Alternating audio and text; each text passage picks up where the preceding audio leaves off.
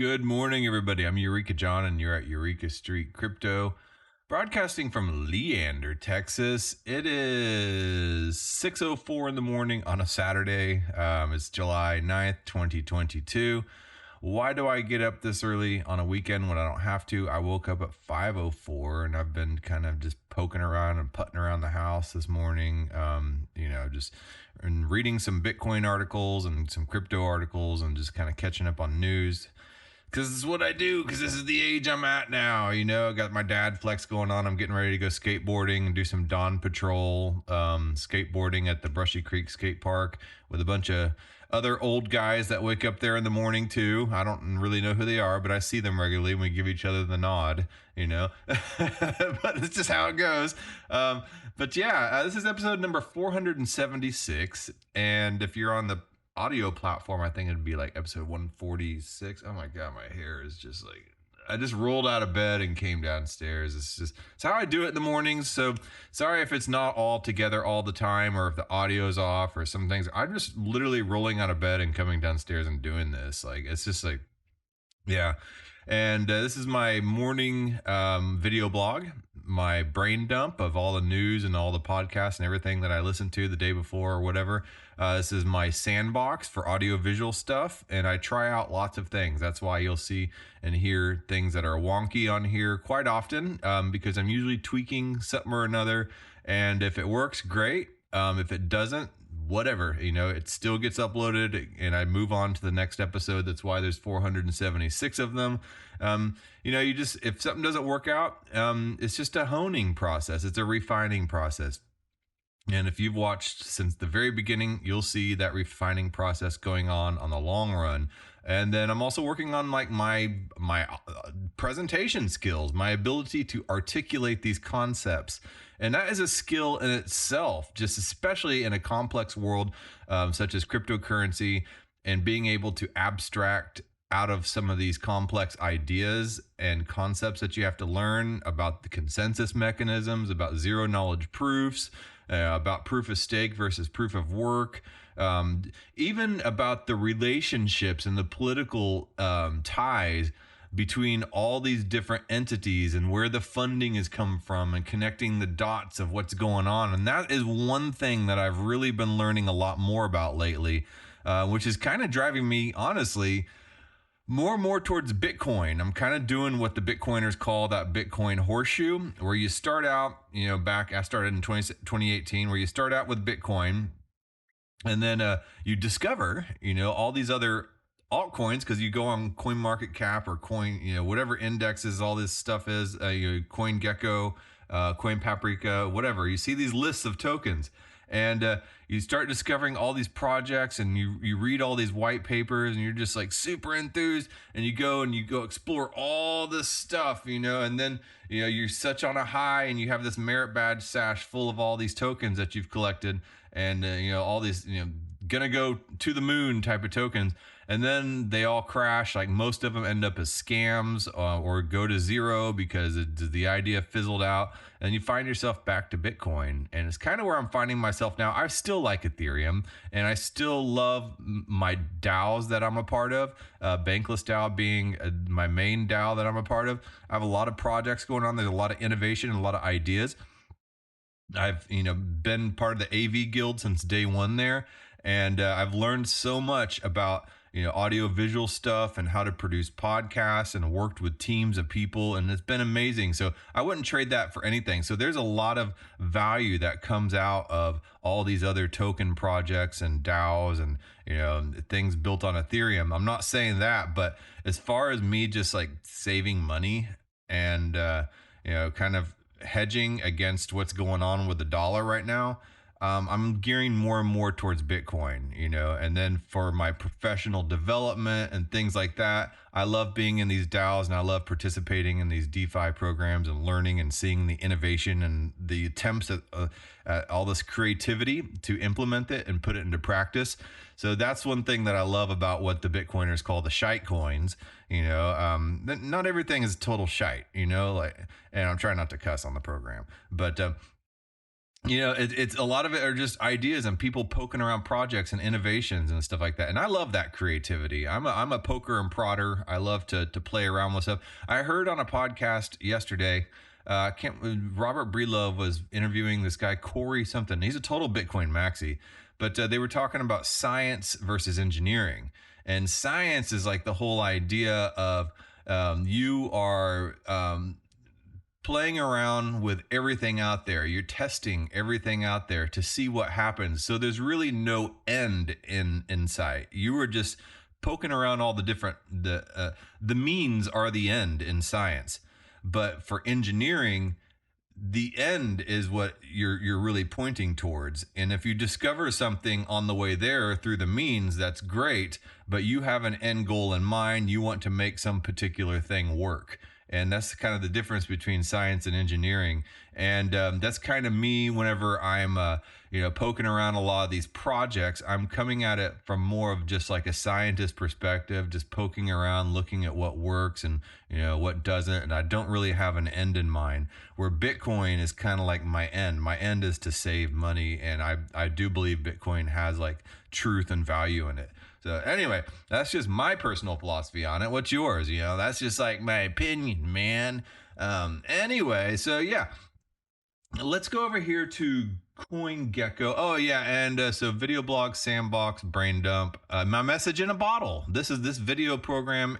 This video blog is my message in a bottle to the rest of the crypto community, to the crypto curious out there, and to anybody that some people just watch this because they want to see what John's doing.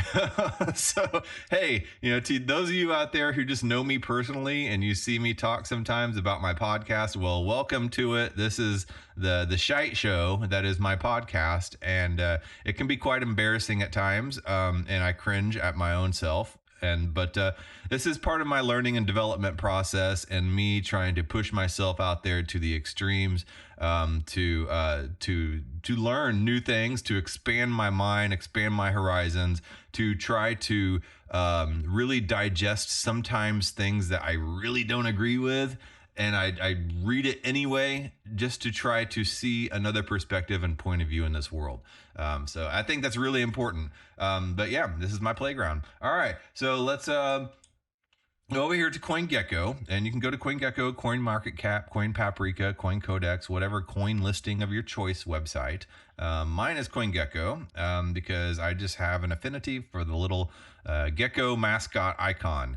Yeah, I always have it in night mode because the day mode, anybody that watches things on day mode, yeah, what is wrong with you?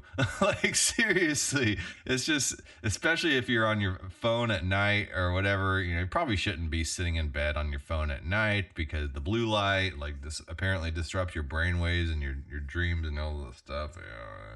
But I watch things in night mode. But if you watch things in day mode, you're probably a psychopath. So anyway, Bitcoin's at $21,732.03. It's up 12% in the past week. Ethereum's up 14.5%. I recently have been consolidating a lot of my stuff, just like random shite coins that I've had from all my, like I said, my merit badge full of projects.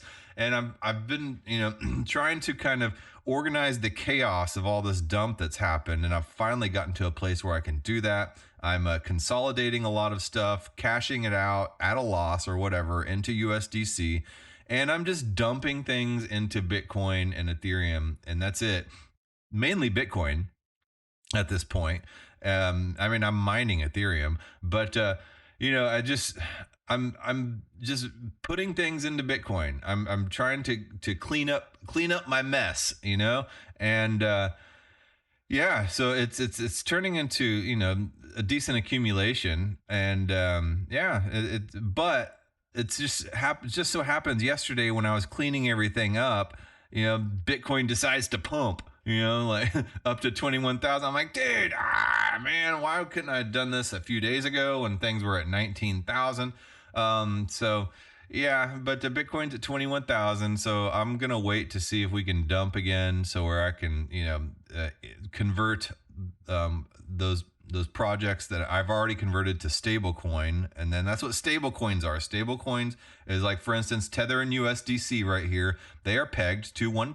Binance USD pegged to $1, and we have DAI down here pegged to $1. They are all $1, and that's what stablecoins do. That's their job, to be $1, to be a crypto dollar. So that way you can, wait and you can look at the market and be like, okay, everything's really pumping up right now.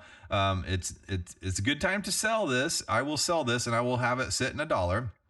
Or I have this dollar that I brought in from my bank account to the crypto market, but everything's super pumpy right now, so I want to wait until everything dips, then I will buy. So you have this stable coin that's kind of like sitting there waiting in the wings, or I've used the analogy of Adult Swim. You wait till the waters are a little calmer, until you can, dive into the crypto market, and it's like Adult Swim, at the neighborhood pool. You have your stable coin sitting on the side, just waiting, like the kids, sitting there clamoring to jump back in the water, like, all hopped up on Kool-Aid.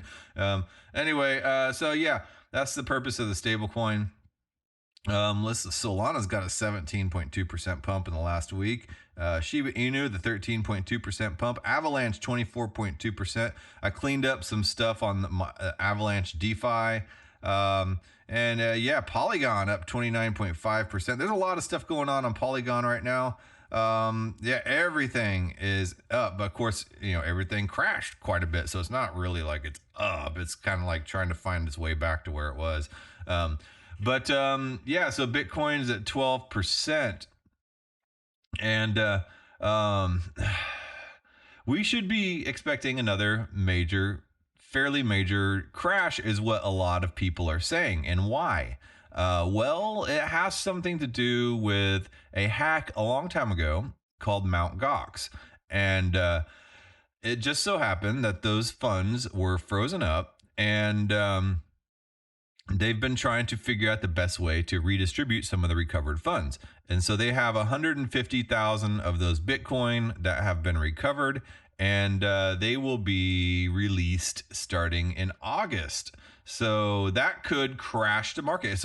Because it could flood the market as Mt. Gox creditors set to receive repayment.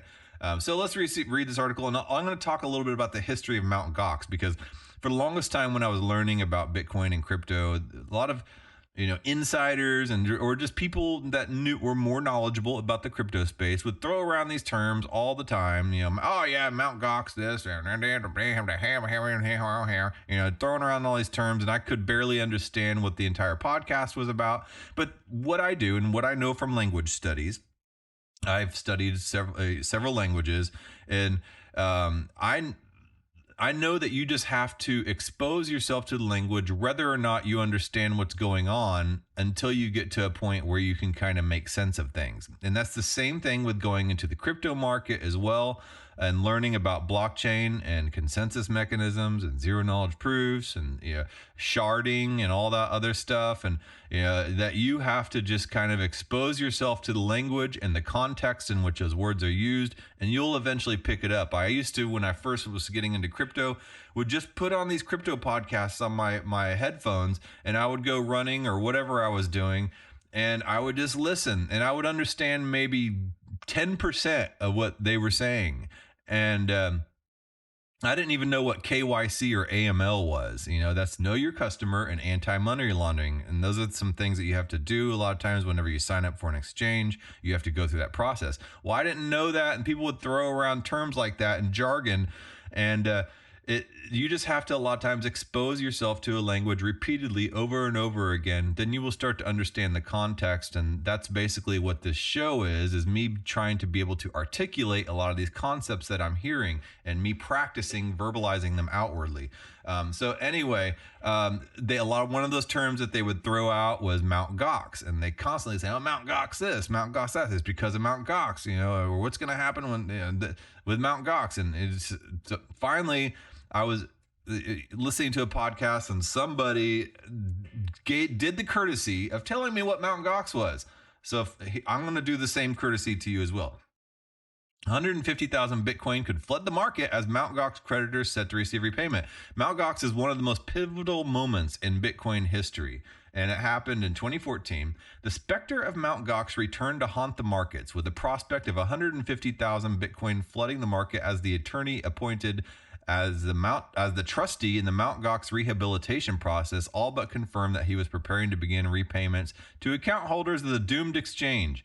The Mt. Gox fiasco. Little summary. The Mt. Gox implosion was the biggest test faced by the crypto space back in 2014 when the cryptocurrency exchange imploded and lost to hundreds and thousands of Bitcoin. The incident saw the loss of over 800,000 Bitcoin. Oh, wow. And they only recovered 150,000 and made available to account holders, right?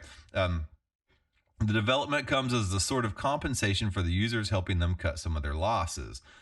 So potential market impact. Okay, so while the reimbursements have been a long time coming, there are now concerns that it could have a negative impact on the already stressed market. In 2014, one Bitcoin was only a fraction of the asset's current price, leading to genuine fears that recipients could immediately sell large amounts of Bitcoin as they receive it, leading to significant pressure on prices. So I'm sitting there talking about Bitcoin dips, and I'm talking about, like selling off some of my altcoins and then putting them in Bitcoin. And then, the second that I decide to do this, the Bitcoin market pumps, and it's pumping because some people speculate that it's because Celsius was able to repay MakerDAO and some of its loans. So a lot of that stuff won't be completely liquidated and all that. And that's a whole other thing. And if you don't know about Mt. Gox, you probably don't know about Celsius, but we've had a series of crises lately where a lot of these centralized finance companies like Celsius and BlockFi and all that stuff are crashing, for various reasons, because they were, way over leveraged, and due to all this market volatility, they found themselves in a little predicament and a pickle. Well, it just so happens that Celsius might be able to recover from that, and now that's kind of pumped the confidence and the price of Bitcoin back up. So yeah, things are volatile. But anyway, I'll get to that in a second. Anyway, back to this Mt. Gox release. So the rehabilitation efforts and the repayments of the Mt. Gox Bitcoin that was lost has been taking years to resolve. And so finally, there's going to be a resolve on it. And of the 800,000 Bitcoin, 150,000 of the Bitcoin have been recovered, and they will be distributed back to account holders. So let's see here. So they're worried that this could set some kind of, another type of Black Swan event. So a lot of people are setting their little Twitter alarm bells and all that stuff for when the payouts resume, because they say the Bitcoin's market's going to crash. Sounds like a buying opportunity if that's the case, but not everybody sees things that way. And but there could be efforts to mitigate the potential impact. According to the document, the trustee could impose a period where creditors receiving Bitcoin would not be able to move the funds. The rehabilitation trustee may set a period during which the assignment, transfer, succession, provision as collateral, or disposition by other means of rehabilitation claims are prohibited. According to sources, after discussions with the court and in accordance with the rehabilitation plan, the trustee would put the restriction reference period from the end of August of current year until all or part of the repayments are completed. So an indefinite time period for repayment. And then the news of the payouts did not have any impact on the price of Bitcoin. However, news that the crypto lending platform Celsius had repaid its loan to Maker sent the asset's price past 21,000. So we've been sitting at 19,000, maybe 20 sometimes, poking it, but over the past 2 or 3 weeks, now suddenly things are 21,000. That's because Celsius, who's been in hot water, was able to repay its loan to Maker instead of go insolvent. So Celsius, coming under intense criticism for pausing all user withdrawals over the past month thanks to liquidity pressures, was able to fully pay off a loan on the Maker protocol, freeing up $440 million of collateral on Thursday. Maker is one of the largest decentralized finance platforms in the crypto space. So they were able to free up all that collateral, and people found out that their Bitcoin is safe, so things are pumping in that way. So yeah, but let's go back to Mt. Gox. So let's see this article here. This is an article from September of 2018. And I found this article whenever I was kind of just looking at the history of Mt. Gox. And I like to read old articles sometimes because it kind of gives you an insight on the current stuff that's going on. I guess that's Tokyo right there. Yeah. All right. So over $1 billion worth of Bitcoin out of circulation since 2014 will be reabsorbed into the market soon. This is back in 2018. And some say this will cause the market to crash. So as you see, there's always these series of events of everybody saying, oh my God, the sky is falling. The sky is falling, right? You know, it's kind of that fable that we've been hearing since we were kids. And you just stop believing that the sky's falling after a while, you know. So anyway, I'm referring to the money that was stolen from Mt. Gox, once the world's most famous Bitcoin exchange. In early 2014 lost 850,000 Bitcoins, according to this article, worth 460 million at the time. So now 850,000 Bitcoins, let's see what that would be worth. I know that the 150,000 Bitcoins that are going back into circulation in August, that will be worth, I think, about $3 billion, if I'm correct. But let's see what 850,000 times, let's say 21,000 right now. That's a number, 1,785,000,000,000, I think. It gives me on the calculator these types of numbers, you know, with the little abbreviations. I have a bachelor's of science, but it's been a long time since I've had to use these long number abbreviations like this. So I don't know. It's a lot of money. Anyway, a large number of Bitcoins were recovered, although by no means all, and they were put in the care of Nobuaki Kobayashi. He holds in the region of $1.9 billion worth of Bitcoin, enough to seriously mess up the market if it all were released. Sorry. For example, he sold 18,000 Bitcoin in February, and this did indeed cause a problem. That was in February 2018. Anyway, let's take a look over here at the old, there's a good history of Bitcoin, a brief history of Mt. Gox right here. The $3 billion Bitcoin tragedy that just won't end. This was in 2019. This was written. The 740,000 Bitcoin from its users is worth $3 billion today. A hell of a lot more now. Like I said, about 1.785 trillion. Mt. Gox's ex-owner, Mark Capelle, I think is how you say it, or Capelle, you know, I don't know. It's a French word. Is due facing court in Japan this Friday. This was in 2019, which means a long-running case of its missing Bitcoin is reaching a crescendo. It's been over 5 years since Mt. Gox filed for bankruptcy, and it is a pretty messed up story. Mt. Gox was one of the first Bitcoin exchanges on the web, but it wasn't always related to cryptocurrency. Back in 2007, programmer Jed McCaleb, who is a very famous person in the crypto space and the founder of Ripple, which is XRP. And if you know anything about crypto, you see those XRP army people. They are very, very tribal about their token project. It's kind of a globalist coin. A lot of people say it's not even a blockchain. It's just kind of like this, you know, banker's token and all that stuff. Yeah, I'm not really a fan. Although that was one of the very first cryptocurrencies along with Bitcoin that I bought back in 2018, because back in that day, I was very dubious about all this stuff. And I saw that, you know, XRP was going to be involved with MoneyGram and American Express and all that stuff. I was like, okay, that's legit, you know. So I bought it, and I ended up losing the keys to that wallet, which had some XRP, which I would have done very well because I had quite a bit of XRP back then. But whatever, you know, you live and learn, crash and burn, you know. So anyway, back in 2007, programmer Jed McCaleb purchased the Mt. Gox domain for an online trading platform for virtual cards used in the game Magic the Gathering. So yeah, according to Wikipedia. So yeah, in January 2007, he purchased the domain name mtgox.com, short for Magic the Gathering. Okay, let me start over. In January 2007, he purchased the domain name mtgox.com, short for Magic the Gathering Online Exchange.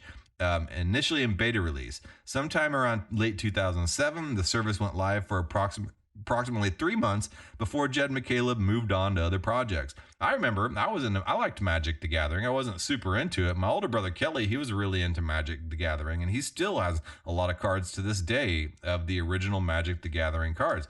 Apparently there were something, but people used to trade those back and forth. They used to sell them. They used to sell them on eBay and all that stuff. And apparently he made an online exchange to be able to sell those cards back and forth. That's back in the late 90s, early to mid 2000s, when these cards were really, these card games were really popular. I guess 2007 was kind of like near the end of all the Magic the Gathering stuff. I was into it kind of back in like 1998, 99, 2000 maybe. Anyway, so having decided it was not worth his time, in 2009, he reused the domain name to advertise his card game, The Far Wilds. All right. So in July 2010, McCaleb read about Bitcoin on Slashdot and decided that the Bitcoin community needed an exchange for trading Bitcoin in regular currencies.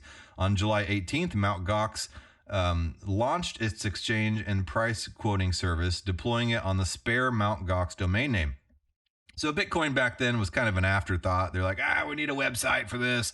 I got this Mt. Gox one over here. Yeah, we'll use that. Ended up becoming like the exchange where like 70%, over 70% of all Bitcoin transactions were taking place on Mt. Gox. So yeah, it's like in the Ethereum world, the My Ethereum wallet was the very first interface to be able to buy and sell Ethereum as well if you weren't a programmer. So it's kind of like the same thing. It's like one of these first exchanges to really buy and sell on if you weren't some kind of programmer. So anyway, let's go back to this brief history of Mt. Gox article.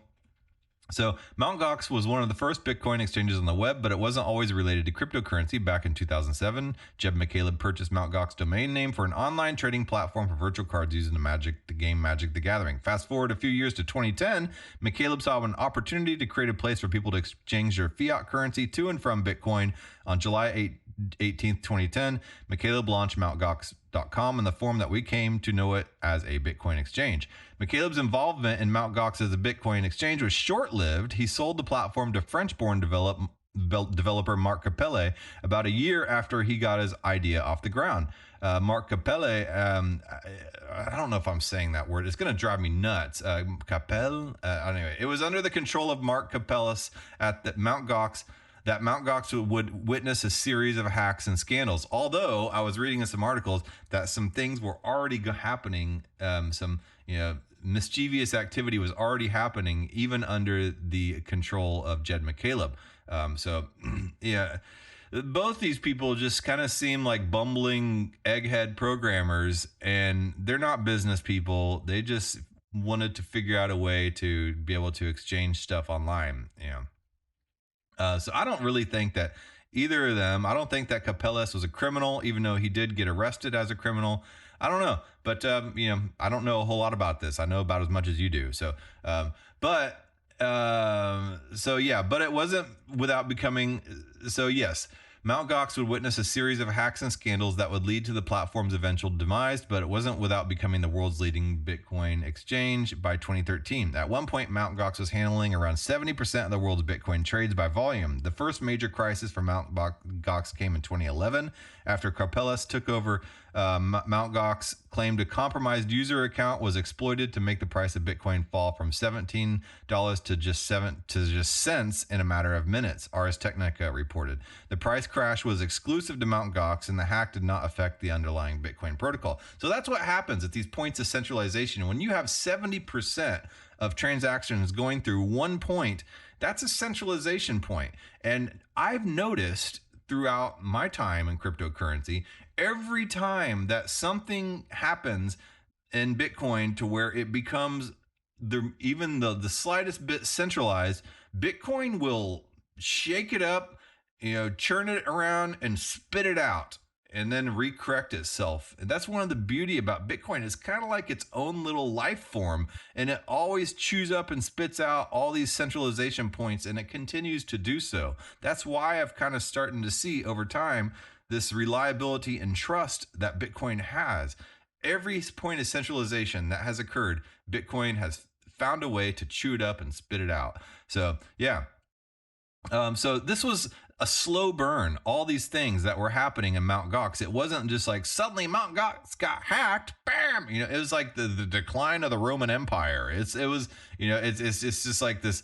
Yeah, there's really no beginning or end point. Just a lot of crap was happening.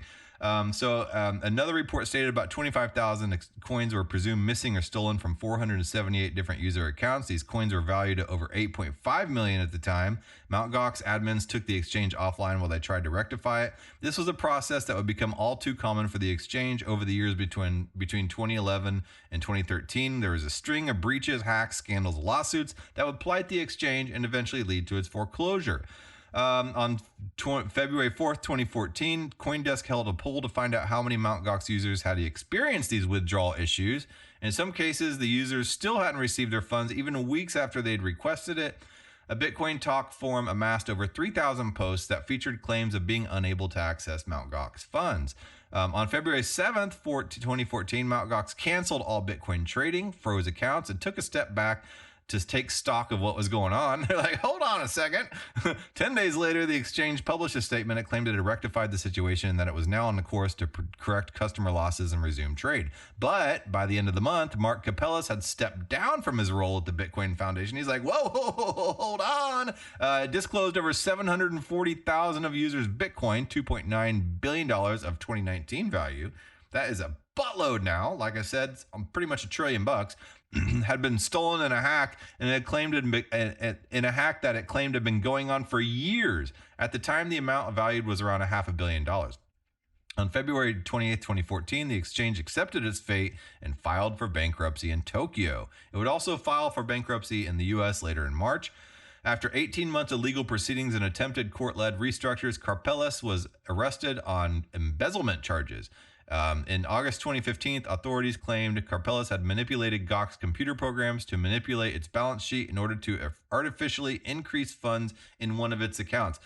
Sounds like, yeah, one of those. Have you ever seen that movie Office Space, you know, where Michael Bolton was just like, you know, if we just sit there and change the decimal point on one and then we have just a fraction of a penny and automatically funnel to our account, then we'll be rich. And then it happens that they had the decimal point off, and then suddenly over one night they had $250,000 in their account and they're all freaking out.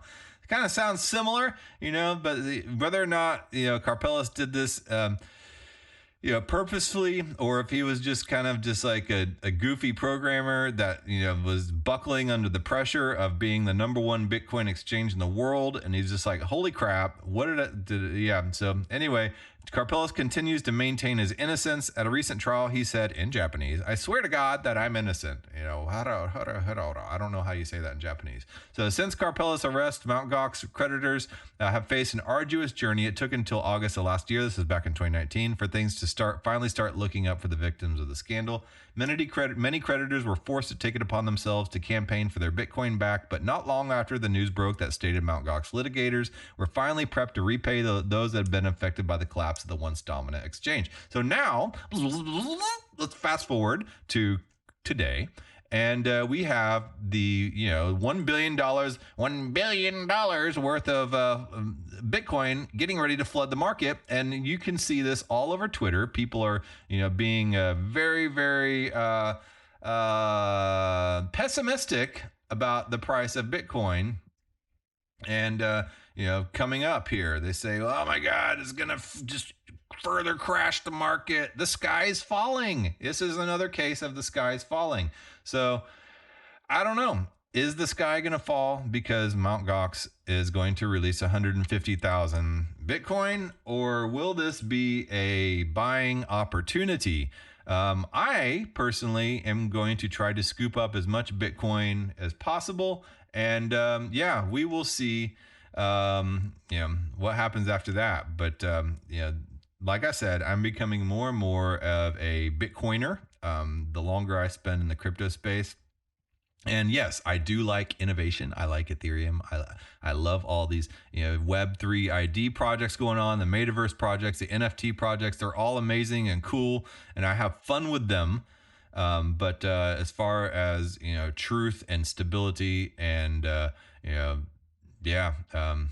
something that does not have some charismatic CEO at the top of it, well, Bitcoin is my go-to.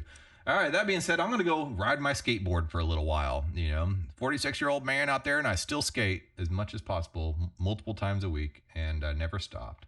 So, all right, I will talk to you all, I don't know, maybe tomorrow. We'll see. Bye.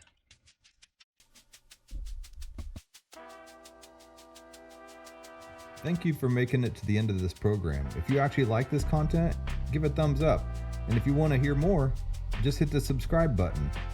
I'm available on YouTube, Odyssey, and BitChute, and on all the major podcasting platforms in audio version. Spotify specifically. If you would like to follow and leave a review, that would help a lot. I am also available on Twitter at EurekaJohn1. That's EUREKA John, JOHN, and the number 1. My DMs are always open. Feel free to shoot me a message. Thanks again.